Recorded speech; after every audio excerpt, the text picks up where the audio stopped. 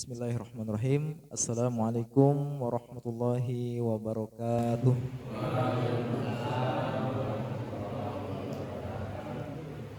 Innal hamdalillah nahmaduhu wa nasta'inuhu wa nastaghfiruh wa na'udzu billahi min syururi anfusina wa min sayyiati a'malina. May yahdihillahu fala mudhillalah wa may yudlilhu fala hadiyalah.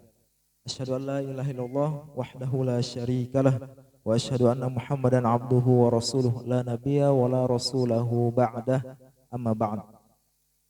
Qala Allah Ta'ala fil Qur'anil Karim, a'udzu billahi minasy syaithanir rajim. Bismillahirrahmanirrahim. Ya ayyuhalladzina amanu taqullaha haqqa tuqatih wa la tamutunna illa wa antum muslimun.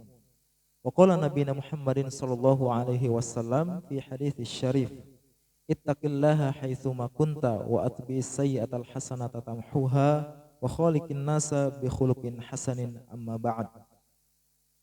Segala puji bagi Allah Subhanahu wa taala, Rabb semesta alam, yang mana pada kesempatan yang berbahagia ini kita masih diberikan dicurahkan rahmat oleh Allah Subhanahu wa taala sehingga Allah mampukan diri kita untuk bangun di malam hari dan bisa melaksanakan sholat, yaitu sholat subuh secara berjamaah. Alhamdulillahirabbil alamin.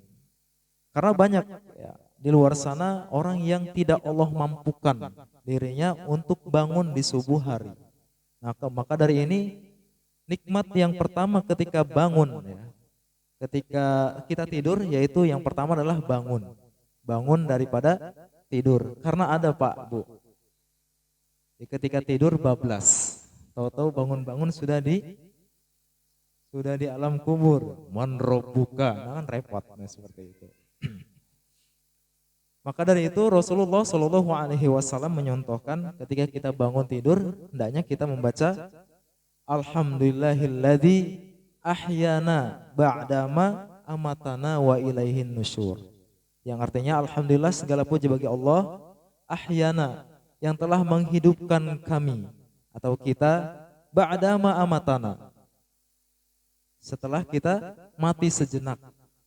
Jadi tidur itu adalah mati sejenak. Jadi kalau mau merasakan mati ya tidur itu. Ternyata tidur adalah persiapan mati atau pemanasan. Nah, seperti itu kurang lebih. Tahu-tahu kita bangun, ada yang bangunnya masih di alam dunia, ada yang bangunnya di alam akhirat. Nah, seperti itu. Maka Rasulullah mencontohkan dari kehidupan kita yang dari nol sampai kematian kita. Rasulullah Shallallahu Alaihi Wasallam sudah mencontohkan ketika sebelum tidur wudu, membaca doa, supaya apa? Ketika kita bangun, kalau kita bangunnya di akhirat, insya Allah kita akan masuk surga. Kalau masih bangun di dunia, maka ucapkan Alhamdulillahilladzi ahyana ba'dama amatana wa ilaihin nusyur, dan kepada Allah lah kita akan dikembalikan. Salawat seiring salam kita haturkan kepada baginda Nabi Muhammad Sallallahu Alaihi Wasallam yang senantiasa akan memberikan syafaat kepada kita semua bagi umatnya yang senantiasa taat. Ikhwah fillah rahimakumullah, Bapak Ibu yang dirahmati Allah Subhanahu Wa Taala, betapa nikmat Allah yang banyak ini ya. Tadi saya jelaskan ketika bangun tidur dan ketika mendengar seruan azan. Nah, Masya Allah, ini di Masjid Siti Walidah. Sudah berapa lama masjid ini dibangun? 1 tahun. Ini asli warga sini semua ya. Nah, Masya Allah. Mudah-mudahan nih yang di sini semua diberikan kesehatan, kelancaran rezekinya, dimudahkan segala urusannya. Yang belum dapat jodoh diberikan jodoh yang terbaik. Ada yang masih jomblo? Yang lagi sakit Allah kasih kesembuhan. Yang belum memiliki keturunan Allah berikan keturunan yang solih dan solihah. Yang belum mendapatkan pekerjaan Allah berikan pekerjaan yang terbaik, hasil terbaik dan berkah dunia akhirat. Amin ya rabbal alamin. Cukup ya doanya. Ya, Masya Allah. Bapak Ibu rahimakumullah, ya, Bapak Ibu yang dirahmati Allah Subhanahu wa taala, ya, berkenaan tentang azan. Ya, ketika kita bangun tidur, Allah perkenankan kita untuk mendengar seruan azan. Ya, sebelum kita masuk ke berkenaan tentang azan, perkenalan dulu ya. Tak kenal maka ta'aruf. Tak kenal maka kenalan dulu baru sayang, seperti itu. Tahu ujuk-ujuk sayang lah repot nanti. Baik, nama saya Arif Mukhtar. Nah, itu kalau bahasa Arabnya. Kalau bahasa Indonesia biasa aja Arif Mukhtar. Nah, seperti itu. Saya asal dari Lampung, tapi asalnya aja dari Lampung. Jadi kelahiran di Lampung. Kalau suku bapak dari Bandung. Kalau ibu dari Solo. Jadi janda Jawa Sunda. Nah, gitu ya, Jawa Sunda, ya, ibu dari Solo, tapi nggak bisa ngomong bahasa Jawa, Pak. Kalau bahasa kasarnya Jawa bisa, gitu. Karena dulu SD-nya di lingkungan orang Jawa, tapi Jawanya kasar. Dan lama di Bandung. Kalau bahasa Sunda, insya Allah lancar. Gitu. Makanya logatnya masih ke bawah-bawah Sunda ya. Ya, bahasa Indonesia tapi ada logat-logat Sunda sedikit, nah, seperti itu. Karena kelamaan di Bandung. Mungkin kalau kelamaan di Jawa jadinya seperti ini, nah gitu ya. Ada Jawa-Jawanya karena lamanya di Bandung ya bahasa Sunda. Seperti itu, alhamdulillah, asal dari Lampung dan alhamdulillah sekarang menetap di Sragen. Mohon doanya dan bimbingan dari semuanya. Mudah-mudahan di sini betah dan bisa membersamai ya di masjid. Ya, saya kegiatannya di masjid.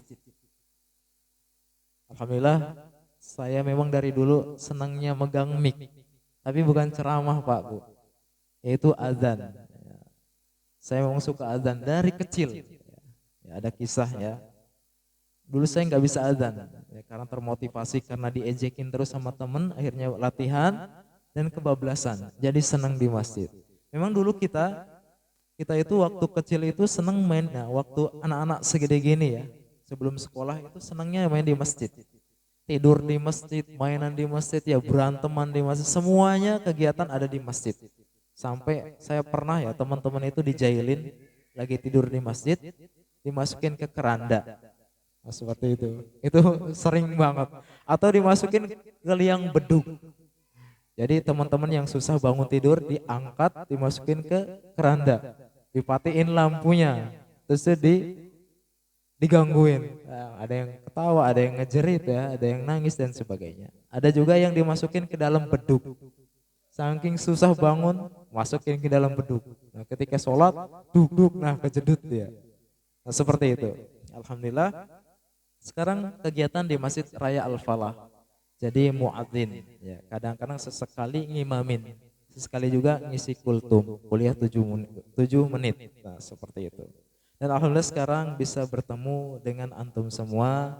Mudah-mudahan pertemuan ini akan menjadi saksi kelak ya di yaumil akhir dan nanti akan dipersaksikan di hadapan Allah Subhanahu wa taala. Nanti ketika kita di padang mahsyar kita bertemu, mungkin salah satu di antum atau semua daripada bapak-bapak ibu semua masuk surga tidak melihat saya, maka tolong sebut nama saya 3 kali. Ya Allah, mana Arif Mukhtar? Enggak ada di surga. Ya, siapa tahu, gitu kan? Oh, enggak ada, ternyata di sebelah. Ya Allah, coba hadirkan ke sini. Dengan syafaat daripada bapak-bapak dan ibu-ibu, nanti saya ikut masuk surga.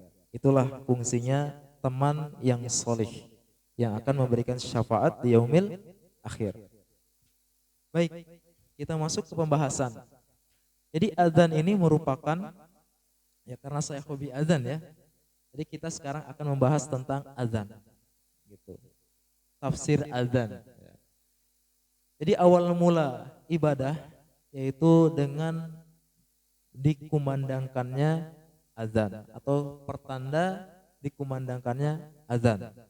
Awal mula ibadah yaitu sholat berjamaah atau sholat 5 waktu. Karena pahala yang paling utama ya, akan dihisab di yaumil akhir adalah sholat. Maka ada pertanyaan, sebenarnya dosa yang paling besar itu apa? Apakah dosa zina? Apakah dosa minum khamr? apakah dosa berjudi, atau dosa membunuh orang, atau dosa-dosa yang lain, atau musyrik. Ternyata Pak Bu, dosa yang paling besar di antara dosa-dosa yang besar adalah bukan salah satu, yang pertama adalah meninggalkan sholat. Ada kata-kata seperti ini. Ini kata-kata enggak bagus, cuma daripada yang jelek ya, mending kita ambil kata-kata seperti ini.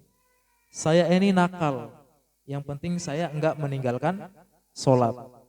Itu mungkin kata-katanya kurang bagus, tapi ketika kita merujuk kepada tadi kemaksiatan-maksiatan yang ada, dosa yang paling besar adalah meninggalkan sholat. Terus bagaimana?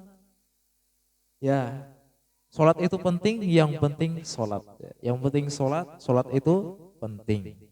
Maka dari itu, ada sebagian teman saya itu Pak, Bu, jadi kerjanya itu ya maksiat.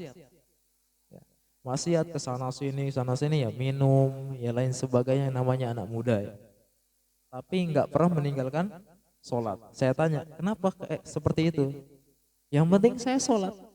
Walaupun saya nakal, yang penting sholat. Sholat aja dulu. Ya, alhamdulillah sekarang dapat hidayah. Nah, seperti itu. Jadi awal pertama yaitu azan. Ya, kalimat azan ini yang pertama. Ya, di awal tadi di muqaddimah telah dijelaskan banyak-banyak bersyukur kepada Allah Subhanahu wa taala. Salah satunya itu bangun tidur mengucapkan alhamdulillah.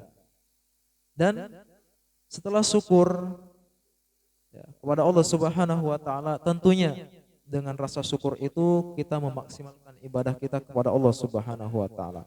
Lafaz azan yang pertama, Allahu akbar, Allahu akbar. Ini artinya jadi ketika muadzin mengumandangkan azan, hendaknya yang mendengarkan azan itu mengikuti lantunan muadzin. Ini merupakan sebagian ulama ya menerangkan bahwasanya ciri-ciri husnul khotimah, seorang itu akan diberikan husnul khotimah adalah ketika mendengarkan azan itu mendengarkan dan mengikuti seruan azan. Contohnya, Allahu akbar, Allahu akbar. Maka yang mendengarkan Allahu akbar, Allahu akbar sambil diresapi. Mudah-mudahan ya diyakini juga. Coba dipraktekkan, nggak apa-apa sekali seumur hidup. Ketika ada yang azan diam. Allahu akbar, Allahu akbar. Ikutin. Allahu akbar, Allahu akbar. Allah Maha besar. Allah Maha besar. Yang kedua, Allahu akbar, Allahu akbar. Allah Maha besar, Allah Maha besar. Asyhadu an la ilaha illallah. Asyhadu an la ilaha illallah. Aku bersaksi tiada Tuhan selain Allah. Kedua kali, aku bersaksi tiada Tuhan selain Allah. Yang selanjutnya, asyhadu anna Muhammadar Rasulullah. Ikutin. Asyhadu anna Muhammadar Rasulullah. Aku bersaksi bahwasanya Nabi Muhammad adalah utusan Allah. Selanjutnya, hayya 'alas shalah. Nah, untuk hayya 'alas shalah, hayya 'alal falah, as-shalatu khairum minan naum, khusus untuk subuh itu kita tidak mengikuti lafaz seruan muadzin. Hayya 'alas shalah, jawabnya la haula wala quwwata illa billah. Kenapa demikian? Ternyata ketika hayya 'alas shalah, Allah memberikan nikmat tidak kepada semua, atau memberi rizki untuk sholat atau kesempatan untuk sholat itu tidak ke semua makhluk. Hayya 'alas shalah.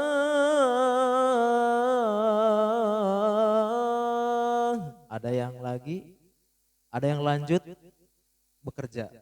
Ada yang lanjut ngegoreng nasi. Ada yang lanjut ngaduk semen. Ada yang lanjut ngaduk bubur. Ada yang lanjut maksiat. Dipanggil sekali lagi. Hayya 'alas shalah.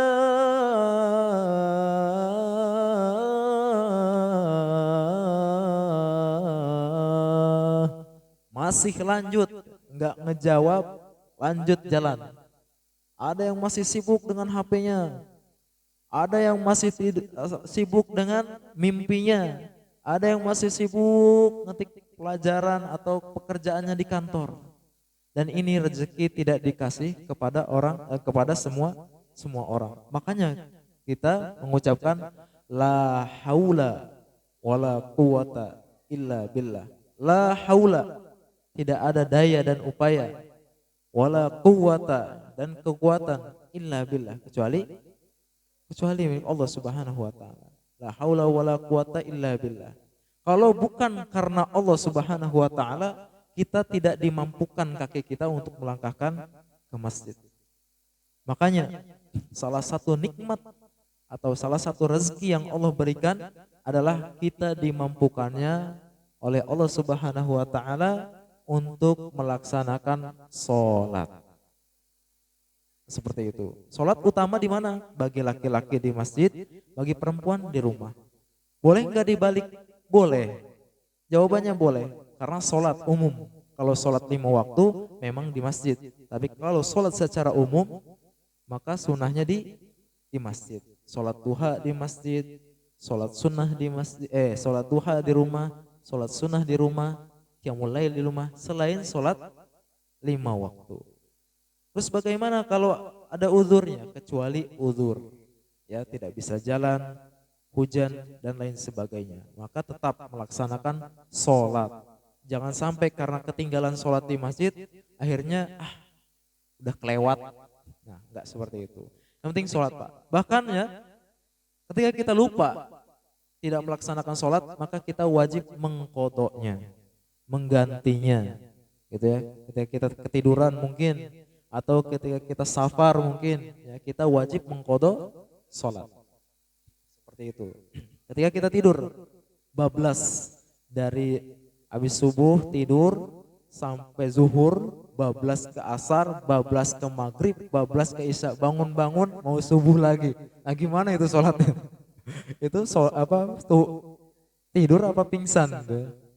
Bisa pingsan, bisa tidur ya. Maka kita wajib mengqodoknya. Cara mengqodoknya gimana? Dimulai dari sholat yang kita tinggalkan tadi. Sholat apa? Zuhur 4 rakaat, asar 4 rakaat, maghrib 3 rakaat, isya 4 rakaat. Nah, seperti itu. Terus bagaimana kalau tidak mengqodoknya? Kalau kita sadar maka kita berdosa. Ya. Apakah boleh meninggalkan sholat? Boleh, Pak, Bu. Jadi sholat itu boleh ditinggalkan, bahkan nggak wajib.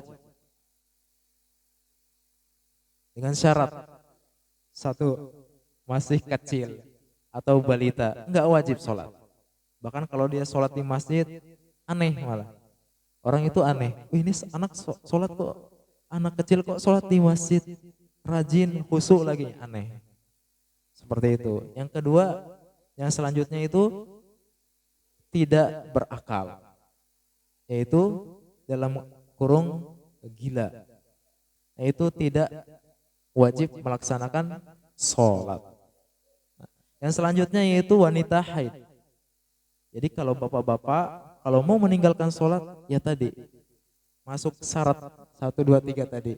Kalau enggak anak masih bayi, anak kecil, kurang waras, dan yang selanjutnya adalah haid. Kalau bapak-bapak mau meninggalkan sholat, silahkan pilih salah satunya, silahkan meninggalkan sholat, seperti itu. Tapi selama kita normal, maka kita wajib melaksanakan sholat. La haula wala quwata illa billah. Tiada daya dan kekuatan kecuali milik Allah Subhanahu wa taala. Jadi seperti itu. Jadi sholat ini adalah merupakan salah satu rezeki yang diberikan oleh Allah Subhanahu wa taala. Maka bapak-bapak, ibu-ibu yang dirahmati Allah Subhanahu wa taala, ketika mungkin kita agak seret rezekinya, kita coba bertafakur kepada Allah Subhanahu wa taala. Saya seret rezekinya, tapi saya sering ke masjid.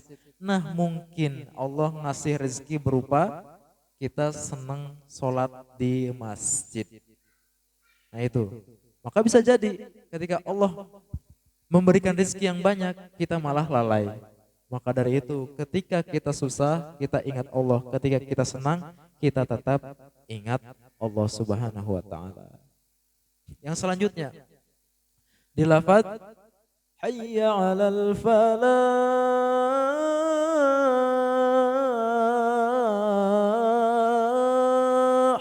Artinya Pak, Bu, ada hayya 'alas shalah, mari kita salat.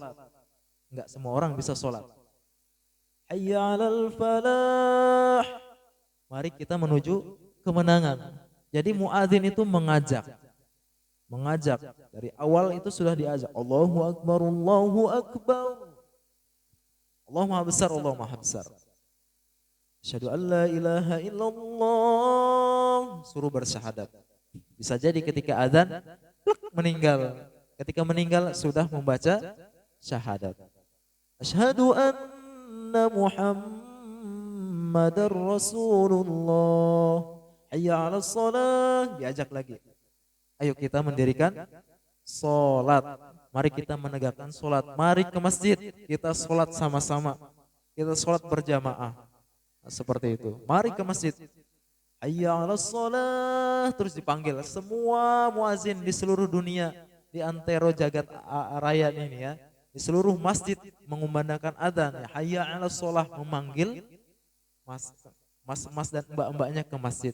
Tapi lihat, ratusan ribuan muadzin memanggil hayya 'alas shalah tetap aja lalu lalang ya. Ada yang genjreng dan lain sebagainya, masih aja. Nah ini merupakan karunia dari Allah Subhanahu wa taala bisa mendirikan salat. Hayya 'alal falah.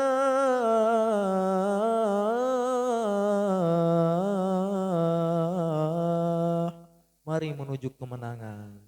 Ketika kita sudah salat, insya Allah Allah akan memberikan kemenangan bagi kita semua. Syarat untuk menang yaitu tadi mengagungkan Allah, bersyahadat, bersaksi bahwasanya Nabi kita Nabi Muhammad SAW. Selanjutnya mendirikan sholat dan hayya 'alal falah. Nanti Allah berikan kemenangan ketika kita sudah melaksanakan sholat. Diajak, ayo menuju kemenangan, tapi tetap aja nggak mau menang, tetap aja yang menang hawa nafsu. Seperti itu. Yang lain, yang ibu-ibu sibuk dengan anaknya, sibuk dengan gadgetnya, sibuk dengan dagangannya, yang bapak-bapak pun demikian. Diajak menang masih menolak. Hayya 'alal falah. Ribuan muadzin memanggil, tetap melaksanakan, tetap mengajak untuk sholat dan kemenangan. Tetap la haula wala quwata illa billah. Ya, la haula wala quwata illa billah. Tidak ada daya dan upaya ya kecuali hanya pertolongan Allah Subhanahu wa taala. Ditambah di lafaz as-salatu khairum minan naum, yang artinya lebih baik mendirikan salat daripada lanjut tidur. As-salatu khairum minan naum. Lanjut tidur. Salatu khairum minan naum, lanjut tidur. Masih azan. Biasanya seperti itu, apalagi santri ya. Salatu khairum, Allahu akbar, Allahu akbar. Alah, baru azan. Santai dulu. Nyantai. Nanti hayya 'alas shalah. Iya, bentar lagi. As-salatu khairum minan naum. Lah gampang lah, masih as-salatu khairum minan naum. Allahu akbar, la ilaha illallah. Belum qomat. Nyantai dulu. Allahu akbar, asyhadu an la ilaha illallah. Udah qomat, tapi nanti imamnya agak panjang. Biarin aja. Imamnya datang, ustadznya datang, imamin. Alhamdulillahirabbil alamin sampai yang dibaca idza waqa'atil waqi'ah. Panjang, nyantai dulu. Sudah itu udah mau selesai, udah baru rakaat pertama. Nyantai dulu, agak sedikit masbuk sedikit. Nah, udah rakaat 2, bangun. Itu yang bangun. Yang bablas, ada juga yang masih as-salatu khairum minan naum. Ketika udah tidur, tahu-tahu Loh kok panas-panas gimana, pas bangun sudah siang. Nah, kalau santri tadi seperti itu. Nanti ketika dia sudah bangun, nyantai. Pakai baju dulu, nyantai dulu, wudu dulu. Udah wudu, alah belum ruku. Pas udah ruku, udah selesai wudu, lari. Nah, ikut. Nah, itu hukumnya gimana Pak? Sengaja mengikuti sholat berjamaah tapi nunggu ruku, maka tidak sah satu rakaat itu. Karena ya, sengaja, kecuali nggak sengaja. Kalau nggak sengaja ketika kita jalan nyantai, ya, ketika membaca seorang imam membaca Al-Fatihah, membaca surat Allahu Akbar, pas kita berdiri di barisan atau di shaf, maka kita ikut Allahu Akbar. Kita mendapatkan satu rakaat. Tapi kalau disengaja nyantai, ada anak-anak itu ada. Kalau taraweh apalagi ya, di belakang semua nyantai. Oh, ngerumpi lah, yang mainan game apa ketika wasjud wa qatarib gitu kan, si imamnya sudah selesai, Allahu Akbar dari belakang. Allahu Akbar ngikutin. Itu enggak dihitung satu rakaat. Ada yang bahkan Syafi'iyah, ulama mazhab Syafi'i, yaitu tidak sah sholatnya atau kurangnya satu rakaat itu ketika kita tidak membaca surat Al-Fatihah. Walaupun kita tadi nggak sengaja, ketika kita belum membaca surat Al-Fatihah, maka kita ulang sholatnya atau kita tambah sholatnya, sholat yang kurang tadi satu rakaat. Ya, karena kelewat membaca surat Al-Fatihah. Nah, seperti itu. Itu saking-sakingnya menjaga supaya sholatnya itu pas, ya, dengan bilangan rakaat yang sesuai dengan waktunya. Kita lanjut lagi, la haula wala quwata illa billah. Ketika orang dipanggil untuk melaksanakan sholat, diajak menuju kemenangan, ya kita lihat fenomena di masyarakat atau di tempat kita semua. Itu umum, seluruh dunia seperti itu. Bahkan di Mekah pun Pak. Kita kalau ibadah umroh, yang mudah-mudahan yang di sini Allah berikan karunia berupa harta bisa melaksanakan haji maupun umroh. Amin ya rabbal alamin. Wajib Pak, sekali ya, minimal sekali gitu. Ya, pokoknya minimal, coba diniatkan minimal bismillah. Nah, ini mumpung lagi di masjid, lagi ada pengajian, ya di sini terhimpun malaikat sampai ke ars. Maka banyak-banyak berdoa. Bismillah ya Allah, sekali aja saya minta umroh atau haji. Haji dan umroh, jangan atau ya. Haji dan umroh, jangan tanggung-tanggung. Jangan ada rasa, apa saya mampu? Jangan. Karena yang memampukan itu, la haula wala quwata illa billah. Itu tauhid kita dipertanyakan. Ketauhidan kita harus dikencengin lagi Pak. Diyakinkan lagi. Bismillah ya Allah, saya akan haji dan umroh. Kalau secara nalar, ya saya kerja apa, uang dari mana, warisan gak ada, gak mungkin saya, ibadah saya kayak gini, apa pantas saya haji apa umroh? Jangan berkata seperti itu. Allah itu maha segalanya, maha mudah bagi Allah. Saya punya teman asli, sholat aja gak mau Pak, demi Allah kata dia, bilang ini, Ustadz, saya itu sholat aja nggak mau katanya. Nggak mau saya di kantor, jadi dia di kantor Pemda. Sholat tuh nggak mau. Tapi saya nggak mau juga keluar dari Islam. Ente maunya apa? Ya pokoknya saya tetap Islam. Gitu. Yang penting saya udah sekalimat syahadat gitu. Walaupun nanti saya masuk neraka nggak apa-apa lah katanya. Yang penting saya udah syahadat, saya masuk Islam, saya tetap di Islam, nanti juga masuk surga kok. Tapi dicuci dulu, ya nggak apa-apa. Oh belum tahu ente kan, dia bilang kayak itu. Dia nggak pernah sholat sama sekali. Dia barang berazam gitu. Saya nggak bakal mau sholat. Iya seperti itu. Saking apa? Memang orangnya orang Lampung ya. Seperti itu. Saya nggak mau sholat. Ngapain sholat? Ngabisin waktu. Dia seperti itu ngomongnya. Qadarullah dari kantor dia dapat jatah umroh coba. Orang seperti itu dapat jatah umroh. Apa yang dia bilang? Ngapain gua umroh? Seperti itu kan orangnya ngasal. Ngapain gua umroh? Wah sholat aja nggak pernah, ngapain? Udah nggak usah. Disamperin sama orang kantor ke rumahnya, ini Pak jatah untuk Bapak umroh. Udah, kasihin aja ke orang lain lah katanya. Kasihin tuh ke istri gua, ngomong kayak gitu kan.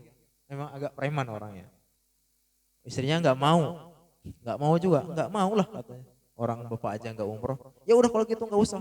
Itu setahun Pak, disodor-sodorin umroh nggak mau dia. Akhirnya apa? Waktu itu teman-temannya pada ke Singapura, dia belum punya paspor. Dibuatin lah paspor ya, dari kantor. Akhirnya apa? Dibuat paspor. Dia nggak sadar kalau paspor itu sekalian mau buat umroh. Pokoknya teman-temannya itu sepakat, kita akan umrohkan orang ini katanya, biar kapok sekalian gitu. Karena dia bilang malas amat saya umroh katanya, sampai bilang ke masjid, sampai orang-orang apa dia itu ngebilangin orang gini seperti ini, ngapain orang-orang itu pergi ke masjid ngabisin waktu sampai seperti itu, saking apa, saking hitamnya hatinya gitu. Tapi ini karunia dari Allah Subhanahu wa taala. Ketika Allah mau menjadikan seorang itu baik, maka Allah akan menjadikan orang itu baik. Ketika itu dia udah buat paspor, jadilah paspor. Jadi atasannya langsung yang minta, pokoknya lo umroh. Katanya, kalau enggak buat turunin jabatan lo. Seperti itu, sampai seperti itu Pak. Allah itu maksa dia umroh. Akhirnya bapak ini atau teman saya ini mau nggak mau karena nurut sama atasan, katanya. Coba seperti itu. Ngapain gua umroh? Jadi selama dia buat paspor, dia itu ngurus umroh itu, dia nggak ada hatinya itu nolak. Bahkan ketika mau berangkat dia kabur Pak, kabur beneran. Saking bener-bener orang ini, ya, saking apanya lah nggak tahu lah gimana orang ini ya. Dia kabur, nyumput, akhirnya ketemu ya agak telat-telat sedikit, dipaksa umroh sama teman-teman kantornya, digandeng. Kata dia di perjalanan itu grumel terus ya, ngegrundel terus juga, apa yang ngobrol gitu. Orang-orang sholat masih ketika di masjid masih di tanah haram sudah dijedah nggak mau sholat sampai dia ninggalin berapa sholat. Ayo sholat, lo kan mau umroh, ngapain gua sholat? Gua paling ke Ka'bah, paling nanti gua nggak bakal ikut umroh, gua mau di hotel aja. Dia ngomong seperti itu Pak. Ketika sampai di Masjidil Haram, apa yang terjadi? Masuk, merinding saya Pak. Masuk ke Masjidil Haram, ngelihat Ka'bah. Dia langsung bengong Pak. Bengong, melotot, diem aja. Tahu-tahu nangis dia. Nangis gak berhenti. Apa? Taubat. Seketika Allah kasih taubat. Ini hidayah dari Allah Subhanahu wa taala. Mau masuk ke Masjidil Haram, digandeng gitu. Dia bicara sendiri, langsung orangnya yang ngomong sama saya. Digandeng, nggak mau pengen ke hotel. Ketika ngelihat, diem dia di toel gini, hei, pak gitu, diem aja, diem sambil dia ngerunduk, tahu sujud dia itu, tahu nangis. Oh, lama, ditinggalin sama teman-temannya. Dia lama nangis, sudah lama nangis, ya, akhirnya apa? Dia wudhu. Dia sholat di situ sampai nangis. Dari pertama umroh sampai pulang umroh dia nangis. Dan dia bilang di hadapan Ka'bah, ya Allah, demi Allah saya mulai detik ini saya nggak akan pernah ninggalin yang namanya sholat. Masya Allah. Itu jamaah saya plus teman saya di sana. Asli segala macam kemaksiatan dia lakukan. Tapi dia nggak mau sholat dan dia mau menjadi orang Islam walaupun Islam KTP. Ya, sampai seperti itunya, sampai orang-orang yang sholat pun dia nyinyirin seperti orang yang umroh, dia semua ibadah dia nyinyirin. Tapi lihat Allah kasih hidayah. Allah kasih hidayah dipaksa. Kadang-kadang memang hidayah itu harus dipaksa Pak. Dipaksa. Kalau ada teman ya saking alhamdulillah teman-temannya bagus ya. Dipaksa ke masjid, ya. Dia mau umroh sampai sekarang Pak, nggak pernah ninggalin sholat 5 waktu. Dia sama saya agak tua sedikit, ya, bukan agak tua ya, tuaan beliau. Dia bilang, Rip, tapi tetap sekarang masih gua lo ngomongnya, karena kebiasaan ya, Rip, Gua itu sekarang nggak pernah yang namanya ninggalin sholat. Bahkan gua tambah sholat duha, sholat tahajud. Anak-anak gua Rip, haram ninggalin sholat. Seperti itu. Istri gua sekarang pakai hijab gitu. Walaupun pakai jilbabnya standar kata dia. Yang penting gua udah berazam, udah janji sama Allah nggak bakal ninggalin sholat. Alhamdulillah. Dari semenjak kejadian itu sampai sekarang nggak pernah ninggalin sholat. Maka dari itu kita orang seperti itu aja Allah kasih hidayah, Allah kasih rezeki umroh. Kita bisa banget. Ya, kita berdoa, ya Allah saya nggak punya apa-apa, saya cuma punya karuniamu ya Allah. Nih, tapi harus ada ikhtiar kalau kita ya. Kita buat tabungan kecil, atau kita buat tabungan Ka'bah, bismillah saya haji atau umroh. Kalau yang deket-deket mungkin haji agak gimana, bismillah saya umroh. Setiap hari 2000, enggak apa 2000. Yang Allah lihat itu bukan seberapa banyaknya, tapi seberapa keyakinan kita. Seperti itu. Kita masuk lagi ke as-salatu khairum minan naum. Apa arti as-salatu khairum minan naum? Yaitu lebih baik sholat daripada lanjut tidur. Jawabnya gimana? Jawabnya agak beda. Bukan la haula wala quwata illa billah.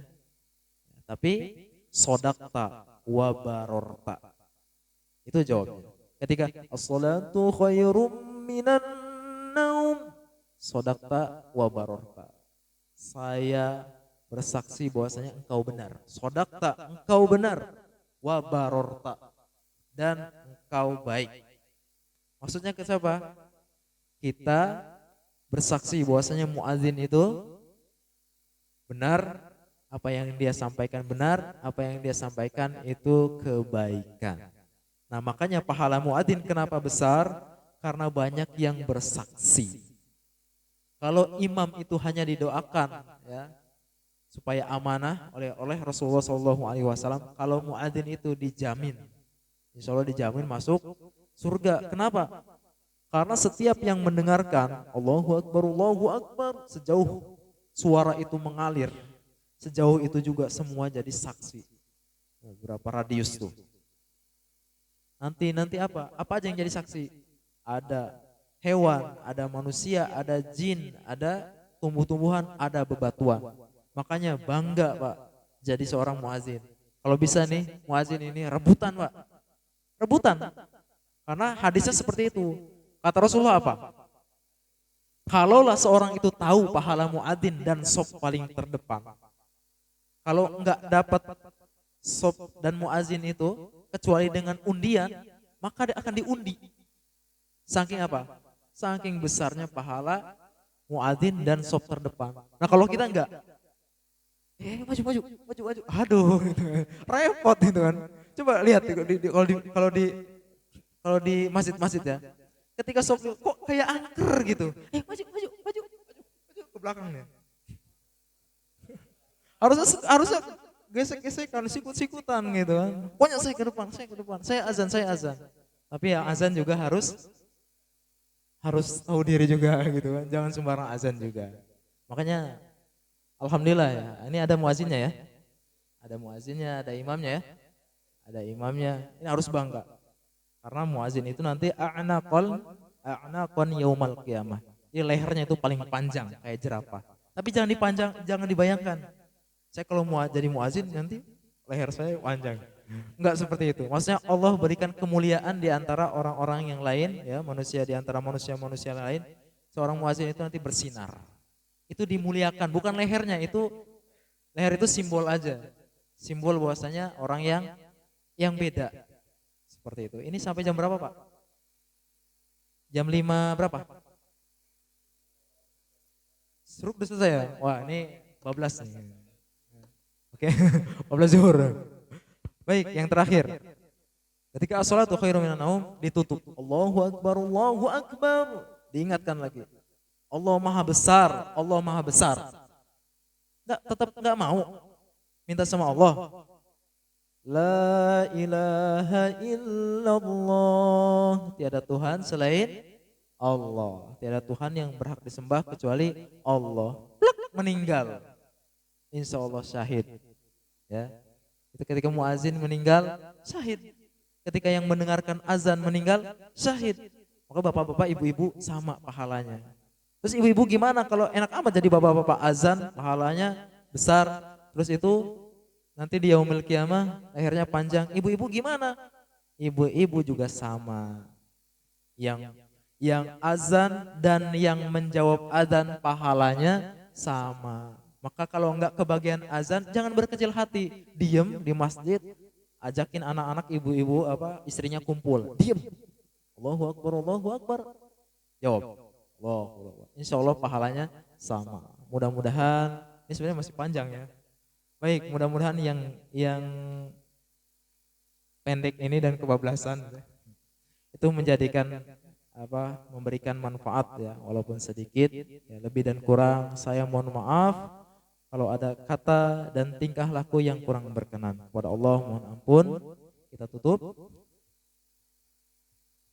Subhanakallahumma bihamdika asyhadu an la ilaha illa anta astaghfiruka wa atubu ilaik. Astagfirullahaladzim. Wassalamualaikum warahmatullahi wabarakatuh. Waalaikumsalam warahmatullahi wabarakatuh. Alhamdulillah, matur suwun.